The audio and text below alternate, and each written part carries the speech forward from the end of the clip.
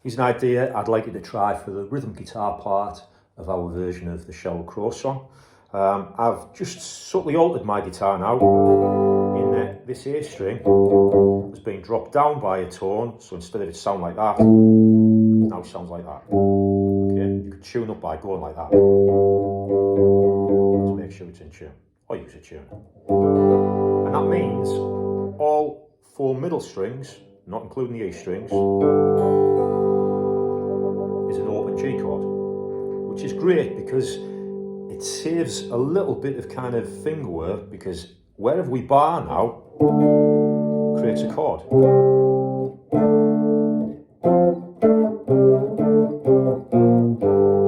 So it's a nice easy way of creating almost like a power chord effect, you know.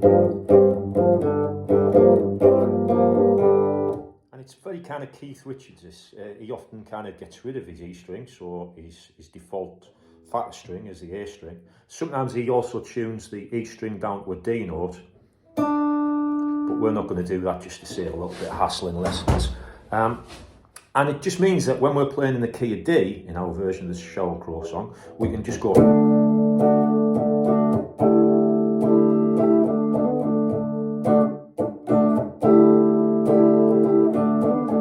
What I'm doing there is hammering on those two notes, which is a G on fret 9 and a B or a B string on fret 8. Releasing it and then hammering on what looks like an A minor 7th.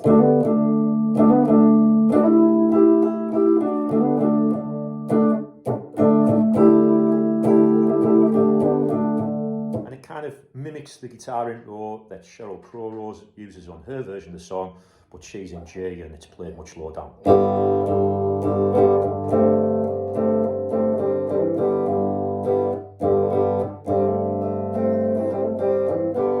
We could also capo the guitar perhaps, so we don't even have to use our finger there. But it's easier to do that, just as easy.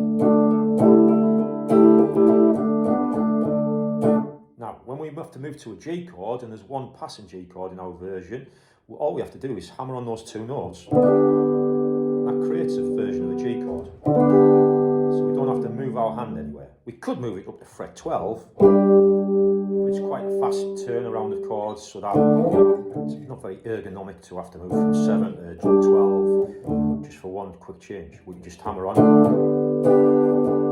when we go at the A chord, again, we can just move that up 2, and that's a version of an A chord now.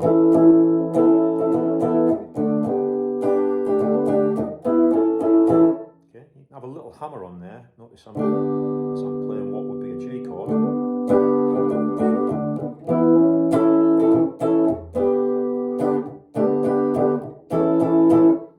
But when we go to the chorus, if it makes you happy, we've got a slightly tricky thing there, because we've got to voice an E minor, which normally we could voice down there, that's straightforward.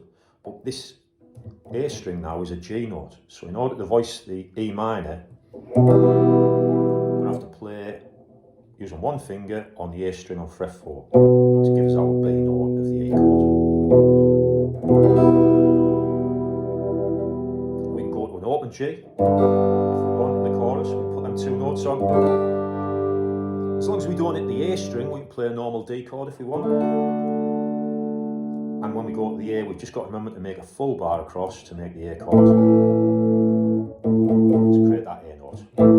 So the chorus could go a bit like this. If it makes you happy, can't be that bad. If it makes you happy, why the hell are you so sad? Or jump straight up to